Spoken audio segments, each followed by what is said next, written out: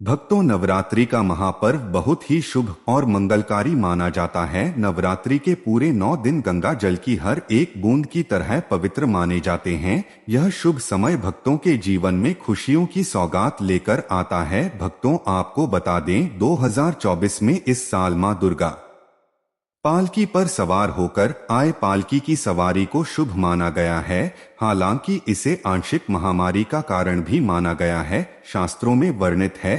तथा मान्यताओं के अनुसार अगर शारदीय नवरात्रि पर यदि माता दुर्गा का आगमन उनके वाहन सिंह पर नहीं बल्कि पालकी पर होगा। मान्यता है कि माता दुर्गा का पालकी पर सवार होकर आना बहुत ही शुभ और कल्याणकारी माना जाता है।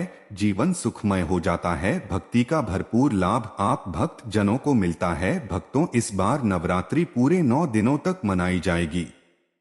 भी दिन कम न ज्यादा पूरे 9 दिनों तक मनाई जाएगी। मां शेरावाली की विशेष रूप से पूजा आराधना की जाएगी। शारदीय नवरात्रि का महापर्व इस बार 2024 में 3 अक्टूबर 2024 गुरुवार से शुरू होकर नवरात्रि का समापन 11 अक्टूबर 2024 बुध को नवमी पर होगा। 12 अक्टूबर 2024 को विजयदशमी मनाई जाएगी। ऐसे में शारदीय नवरात्रि पर माता दुर्गा की कृपा पाने के लिए कलश स्थापना का शुभ मुहूर्त है। इस बार घट स्थापना का शुभ मुहूर्त सुबह 6:14 से सुबह 7:21 तक रहेगा। घट स्थापना की अवधि 1 घंटा 6 मिनट की है। घट स्थापना का अभिजीत मुहूर्त सुबह 11:45 से दोपहर 12:33 तक रहेगा। महाव्रत में की गई पूजा बहुत ही शुभ मानी जाती है। इससे समस्त देवी देवताओं की कृपा प्राप्त होती है और पूजा पाठ का फल कई लाख गुना प्राप्त होता है।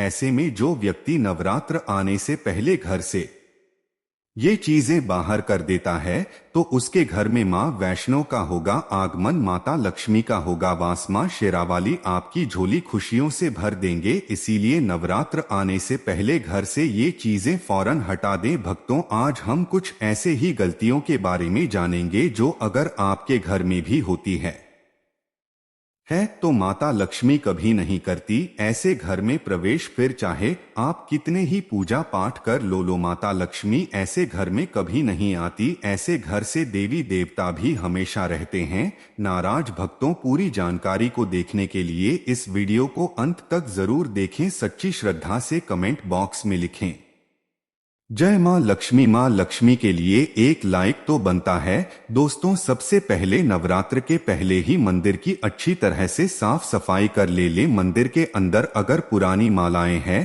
टूटी फूटी मूर्तियां हैं, उसके साथ ही खाली माचिस की डिब्बी रखे हुए हैं तो उन्हें बाहर फेंक दें तथा खंडित मूर्ति को किसी नदी में प्रवाहित कर दें। घर में छोटे बच्चों को नवरात्रि का व्रत नहीं रखना चाहिए। इससे उनकी जान को खतरा हो सकता है क्योंकि इस व्रत में शरीर को अधिक शक्ति की जरूरत होती है। माता शेरावाली की तस्वीर अगर कांच के फ्रेम की है और वह हल्की सी भी अगर टूटी हुई हो तो ऐसी कांच को बदलवा लें या ऐसी तस्वीर को जल में विसर्जित कर दें। नहीं, टूटी मूर्ति की पूजा करने से, टूटी तस्वीर की पूजा करने से आपकी श्रद्धा, भक्ति, व्रत आदि सपना टूट जाता है, आपका व्रत खंडित हो जाता है। दोस्तों, नवरात्रि के 9 दिन बहुत ही पवित्र होते हैं।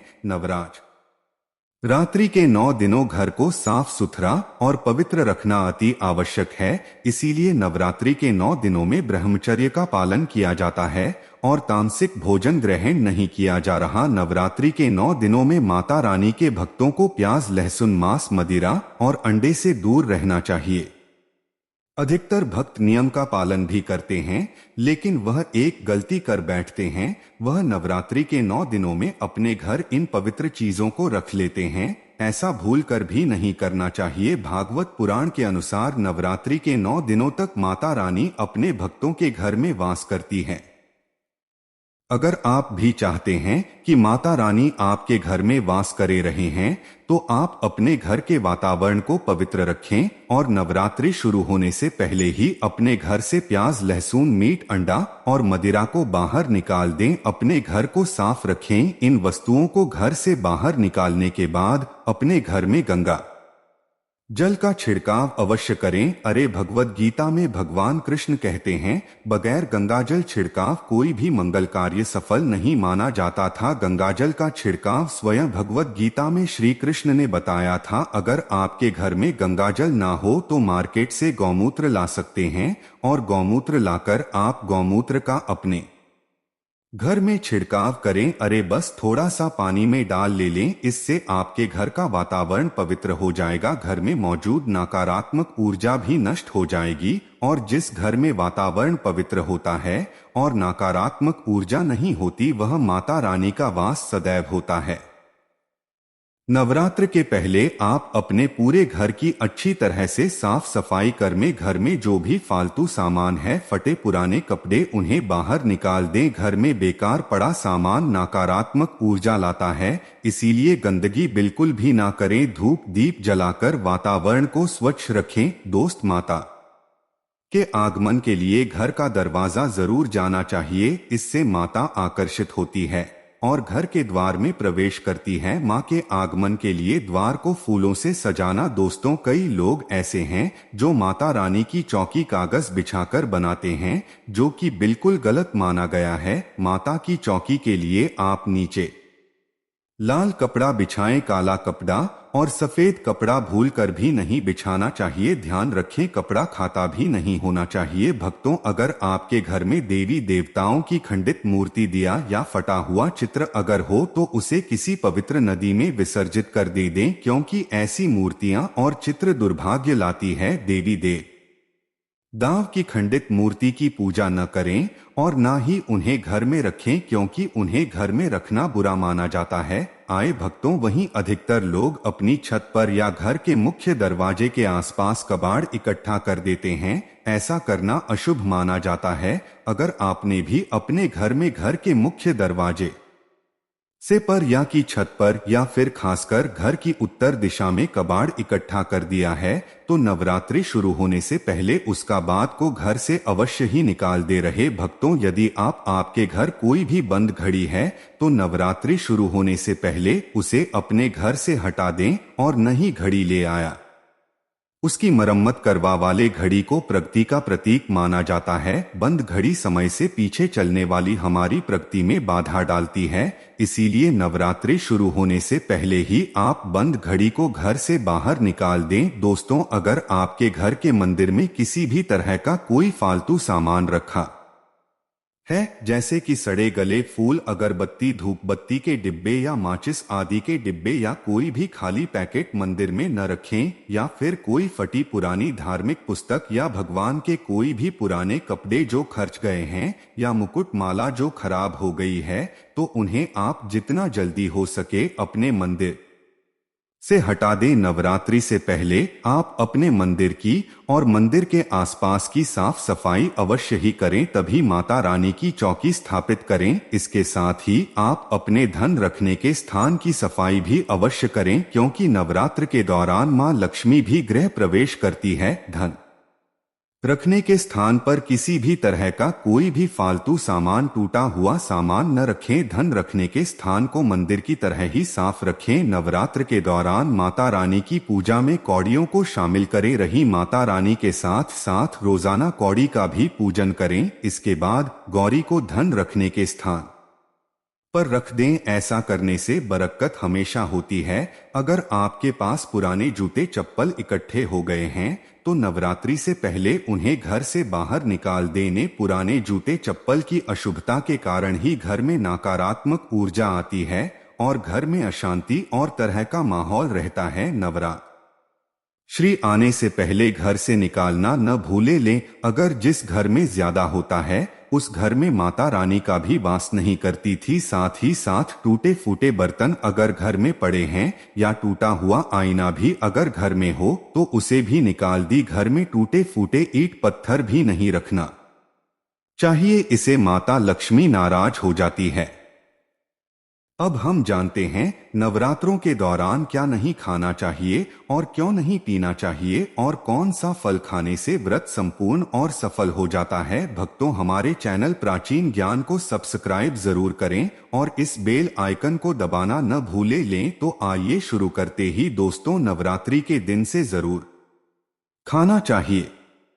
शास्त्रों में बताया जाता है कि भगवान के भोग में से बाद ही जरूर अर्पित किया जाता है। अगर आपका व्रत है तो आपको केला, पपीता, तरबूज और मीठे अंगूर जरूर खाना चाहिए। इन फलों से व्रतधारी को शक्ति मिलती है और व्रत संपूर्ण हो जाता है। शास्त्रों में बताया जाता है कि नवरात्रों के दिनों में सीताफल जरूर खाना चाहिए। सीताफल खाने से 10 ऐसी बीमारियां हैं जो खत्म हो जाती हैं। माना जाता है कि नवरात्रों के दिनों में सीताफल का घर में प्रवेश होना बड़ा ही शुभ माना गया है। सीताफल खाने से नवरात्रि का व्रत सफल हो जाता है क्योंकि इसमें माता सीता का आशीर्वाद मिला हुआ होता है। नवरात्र के दौरान सीताफल खाता उसे दुखों का सामना नहीं करना पड़ता। सीताफल आपको जरूर खाना चाहिए। भक्तों, नवरात्र के 9 दिन शक्तिमान दुर्गा को समर्पित होते हैं। नवरात्रि के 9 दिन माता रानी के 9 अलग अलग स्वरूपों का पूजन किया जाता है। नवरात्रि के 9 दिनों में मां रानी को अलग अलग स्वरूप के हिसाब से अलग अलग भोग अर्पित किए जाते हैं। लेकिन क्या आप जानते हैं, कुछ ऐसी वस्तु है जिन्हें नवरात्रि के दौरान भूलकर भी माता रानी को अर्पित नहीं करना चाहिए। अगर इन वस्तुओं को आप गलती से भी माता रानी को अर्पित कर देते हैं तो आपको व्रत और पूजन का पूर्ण लाभ नहीं होगा। इसीलिए माता रानी की कृपा प्राप्त करने के लिए आपको यह जानना अति आवश्यक है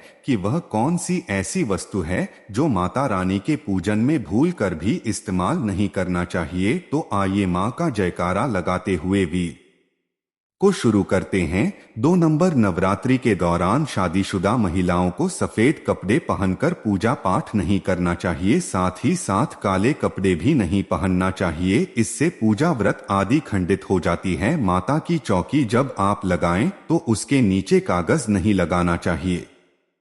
माता की चौकी हमेशा लाल कपड़ा बिछाकर ही बनाना चाहिए। हमेशा याद रहेगा, नवरात्रों के इन 9 दिनों तक व्रतधारी को अपना आसन चौकी के आगे ही लगाना चाहिए और मंदिर को नवरात्रों के दौरान अकेला नहीं छोड़ा जाता था। बहुत ही अशुभ माना जाता है। इसे दुर्गा माता नाराज हो जाती है और हमेशा के लिए चली जाती है। भक्तों, नंबर 2, नारियल। हिंदू धर्म में नारियल को समृद्धि, धन, श्रद्धा और सम्मान का सूचक माना जाता है। नारियल को श्री फल भी कहा जाता है। नारियल को सुख समृद्धि में वृद्धि करने वाला माना जाता है। नारियल का हर मांगलिक कार्य में विशेष महत्व होता है। जैसे कि आप सभी जानते हैं कि माता रानी के कई मंदिरों में नारियल से वाली भी दी जाती है और माता रानी के पूजन में नारियल का इस्तेमाल हम सभी करते हैं। खासकर कलश की स्थापना नारियल रखकर ही की जा रही है। माता रानी के पूजन में हम नारियल इस्तेमाल करते समय कुछ गलतियां कर बैठते हैं। भक्तों, नारियल कई प्रकार के होते हैं। एक हरा, दूसरा सूखा जिसके अंदर पानी होता है। जिस नारियल के अंदर पानी होता है, माता रानी के पूजन में सदैव पानी वाला और जटा वाला नारियल ही इस्तेमाल करेंगे। नारियल का पूर्ण होना चाहिए। नारियल चटका हुआ या टूटा हुआ नहीं होना चाहिए क्योंकि साबुत नारियल ही पूर्ण और पवित्रता का प्रतीक होता है। साबुत नारियल ही सुख समृद्धि का प्रतीक होता है। साबुत नारियल को श्रीफल यानी कि मां लक्ष्मी का फल कहा जाता है। नवरात्रि में माता रानी के कलश की स्थापना करते समय में जटा वाला यानी पानी वाला नारियल ही कलश पर स्थापित करना चाहिए। साथ ही यह ध्यान रखना चाहिए कि नारियल को सदैव कलश के ऊपर लेटा कर रखना चाहिए। घट स्थापना करते समय में कभी भी नारियल को खड़ा करके नहीं रखा जाता है। नारियल को सदैव लेटाकर कलश के ऊपर रखा जाता है। साथ ही नारियल को स्थापित करने से पहले आप नारियल को लाल कपड़े में लपेटकर उस पर लाल चुनरी ओढ़ाकर आप नारियल को कलश के ऊपर स्थापित करें। शास्त्रों के अनुसार कलश के ऊपर जब सही तरीके से नारियल रखा जाता है और सही प्रकार का नारियल रखा जाता है, तब यह व्रत और भोजन का पूर्ण फल प्राप्त होता है। यह भी ध्यान रहे कि महिलाएं माता रानी को नारियल अर्पित कर सकती है, लेकिन कभी भी माता रानी के सामने नारियल को भूल कर भी नहीं। वह ढेर नाना, क्योंकि नारियल बीज रूप होता है और स्त्रियां बीज रूप से ही शिशु को जन्म देती है, इसीलिए कभी भी महिलाओं को नारियल नहीं तोड़ना चाहिए। नवरात्रि में माता रानी का व्रत और पूजन किया जाता है, लेकिन नवरात्रि के दौरान सबसे ज्यादा महत्व होता है कन्या पूजन का। दोस्तों, माना जाता है व्रत और उपासना से माता रानी इतना पसंद नहीं होती है जितना कि कन्या पूजन से होती है। नवरात्रि में छोटी छोटी कन्याओं को माता रानी का स्वर माना जाता है। कन्याओं को भोग लगाया जाता है, उन्हें प्रसन्न किया जाता है और बदले में आशीर्वाद मांगा जाता है। कन्याओं को प्रसन्न करने के लिए गिफ्ट आदि उपहार वगैरह दिए जाते हैं। माना जाता है अगर कन्याओं को कोई भेंट दी जाए और उसे खुशी खुशी स्वीकार कर ली तो इसका मतलब है माता रानी अर्थात माता वैष्णो ने भेंट स्वीकार कर ली। जिन पर कन्याएं प्रसन्न होती है तो समझो उन्हें माता रानी का आशीर्वाद मिल गया और माता रानी की कृपा से उन्हें मुहमांगा वरदान प्राप्त होता है। नवरात्रि में 2 साल से लेकर 10 साल तक की कन्या का पूजन होना चाहिए। अष्टमी अथवा नवमी को कन्याओं के पैर धोकर भोजन कराना, उपहार आदि देना श्रेष्ठ माना जाता है। आपके घर में संपन्नता बनी रहे तथा धन की कोई भी कमी ना हो, कन्याओं को कोई सुंदर गिफ्ट दे सकते हैं। शास्त्रों में बताया जाता है कि कन्या जितना खुश होती है माता रानी उतना ही जल्द फल की प्राप्ति प्रदान करती है। ऐसे में आप कन्याओं को चॉकलेट ब्लॉक्स दे सकते हैं तथा खूबसूरत कपड़े दें सकते हैं। याद रहे काले कपड़े न दें और स्टील के बर्तन भी गिफ्ट के तौर पर दे सकते हैं। याद रहे कि कन्याओं को लोहे का कोई भी सामान नहीं देना चाहिए। भक्तों, जब कन्या अपने घर के लिए प्रस्थान करें तो उनके चरण जरूर छू लें और अपने मन में अपनी प्रार्थना को पूरा करें। सच्चे दिल से मांगी मुराद माता रानी अवश्य पूरी करती है।